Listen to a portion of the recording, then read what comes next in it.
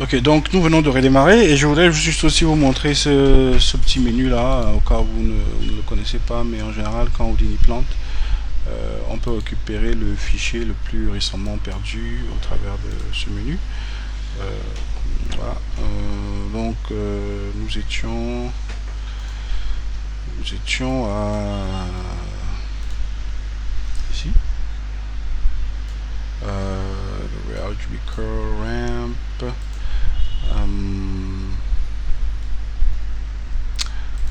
Time to generate on the output.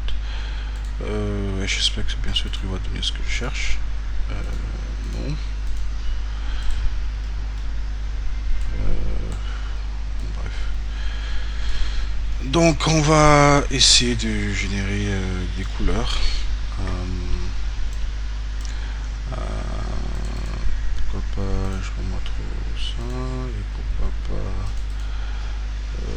pas un jeu, n'importe quoi, un vert et voilà, et peut-être quelque chose d'un peu plus sombre ici.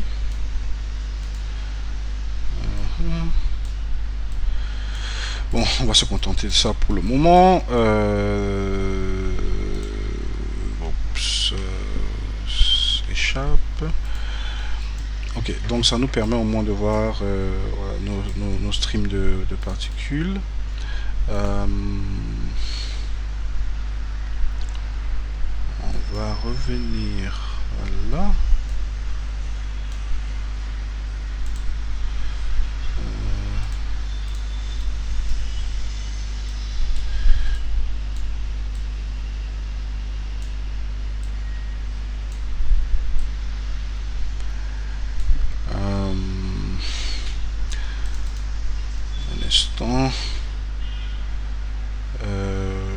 Je veux pouvoir modifier ces valeurs, pardon, pour pouvoir sampler dans différentes positions du ramp en fait, parce qu'ici on voit bien que notre bruit ne sample pas bien dans le ramp en fait. Donc si je diminue ou si je force, je vais pouvoir aller chercher dans les couleurs plus dans des valeurs plus élevées du ramp en fait. Donc voilà. Donc on a ça et voilà, on peut jouer avec ces différentes valeurs pour obtenir différents effets. Donc on revient à nos particules et on réémet nos particules. Voilà, donc on voit que nos particules coulent sagement dans la direction qu'on veut. Et bien sûr on a ici notre interpolateur. Si on veut créer plus de chaos, voilà, on a ça. Et donc maintenant on a certes pas assez de particules, ok. Donc je ne recherchais pas un effet en particulier, mais au moins le principe davantage, et donc le principe pour moi il est clairement démontré. Donc le principe il est que voilà, on peut créer ces chemins de vélocité comme on veut et l'utiliser pour modifier ces particules. Et je peux tout de suite là venir comme ça, juste ajouter un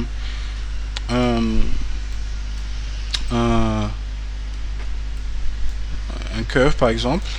Je vais en vue de ce côté et je fais un curve que je vais peut-être montage créer comme ça, mais qui monte. Et tout ce que je fais, c'est que je le joins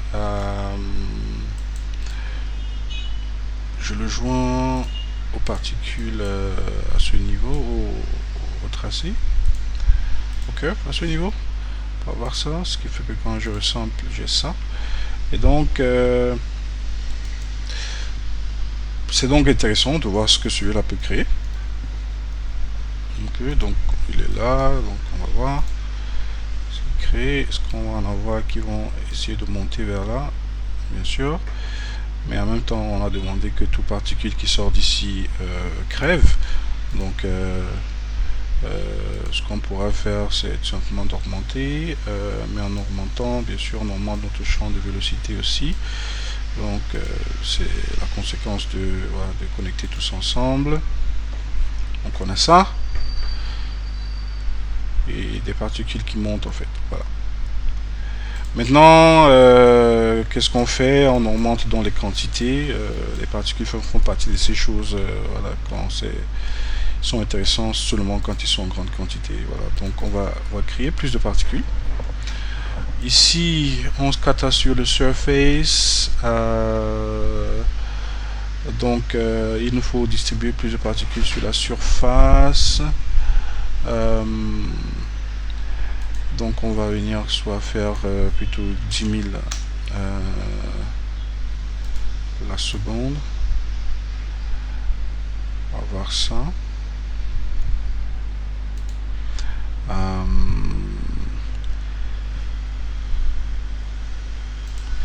Et il y a franchement tellement de façons de que je vais pas m'asseoir là et changer les valeurs pour essayer d'avoir quelque chose, mais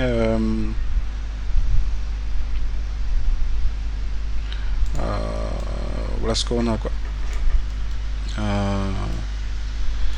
Et quelque chose qu'on peut aussi faire, je suis pas content de la densité de ces particules, donc je peux soit les ralentir pour qu'elles ne soient on peut changer la valeur ici, voir update position instead.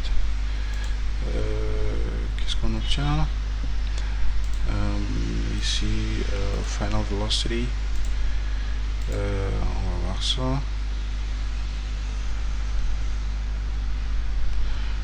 Voilà, donc ici ça va davantage changer les positions et puis l'objectif ça sera de déplacer la particule, la distance de la vélocité en fait. Je pense que c'est ce que cet algorithme fait. Mais c'est peut-être mieux de rester là.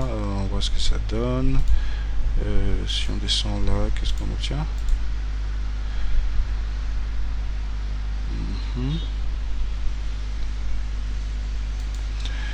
Et si on va vers là, qu'est-ce qu'on obtient?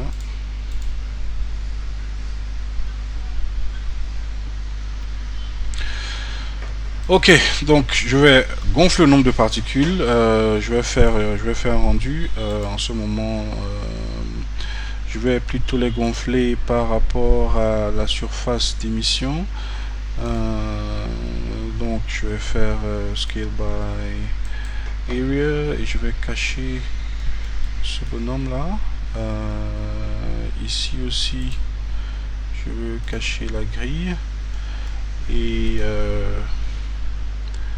voilà, je vais faire genre 2 pour mettre plus de particules par zone. Je fais 1 et on va voir ce que ça donne.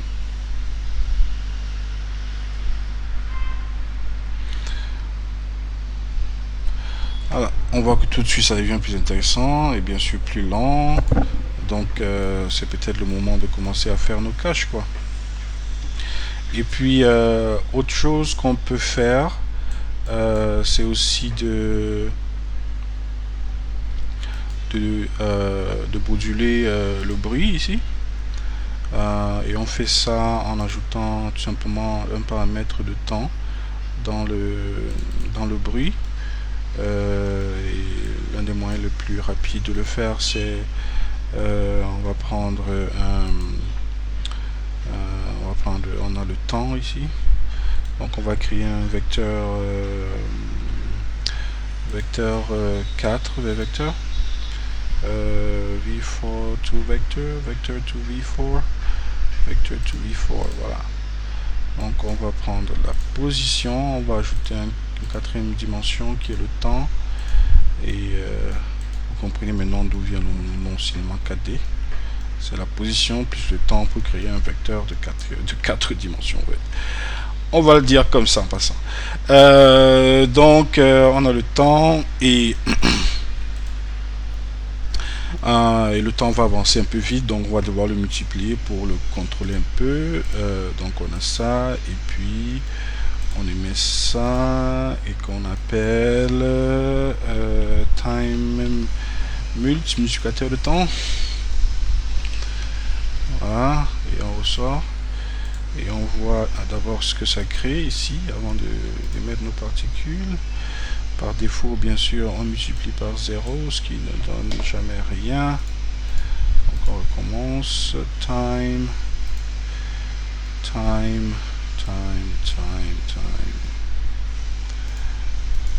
Où est l'erreur? Rentre là-dedans. V4 de vector.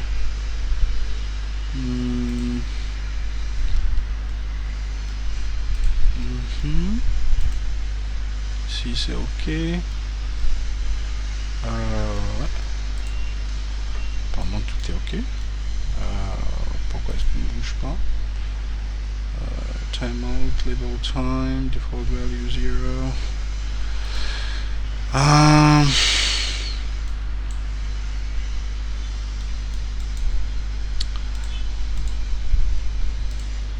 Faudra que je comprenne. Un instant. Comme j'ai dit, on va troubleshooter. Donc, si on veut voir ici ce qu'on obtient.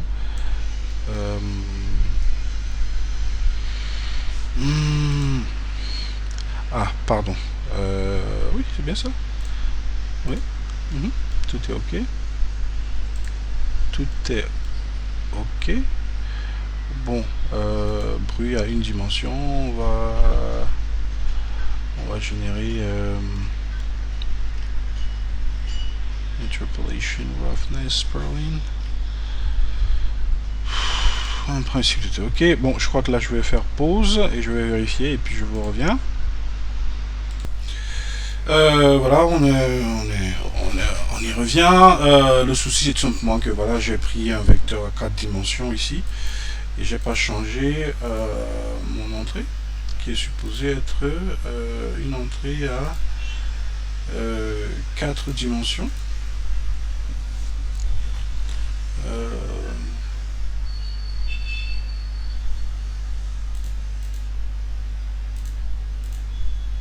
C'est trop bizarre. There allows noise.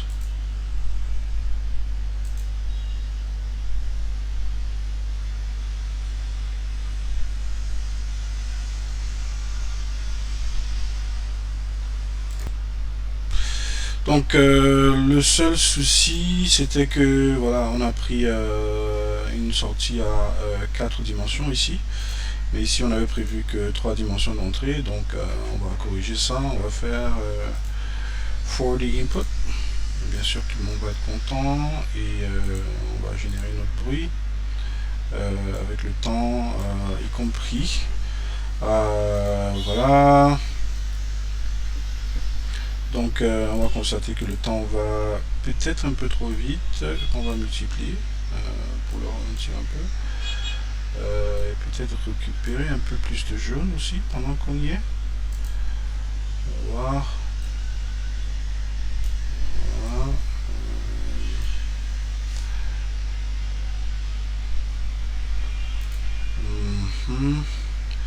Et pourquoi pas mettre un peu de rouge quelque part là-dedans. Pendant qu'on y est. Voilà. Donc, si on veut déplacer plus de points vers les couleurs, ou bien plus de... Ouais, tout ce qu'on pourra faire ici, c'est un instant, on va create parameters.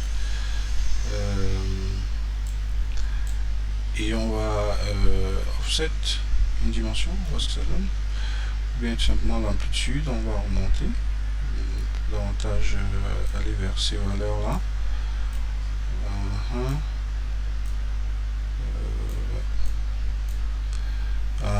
Ou bien on peut tout autant juste mettre une addition.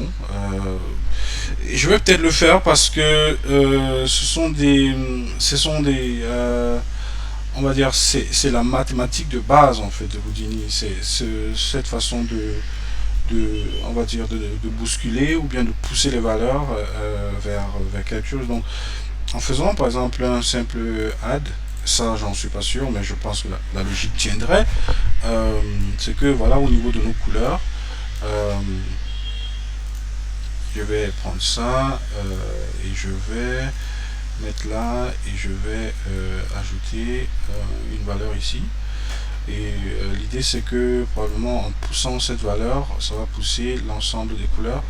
Maintenant ça pousse, on ne devrait pas pousser à ce niveau, mais probablement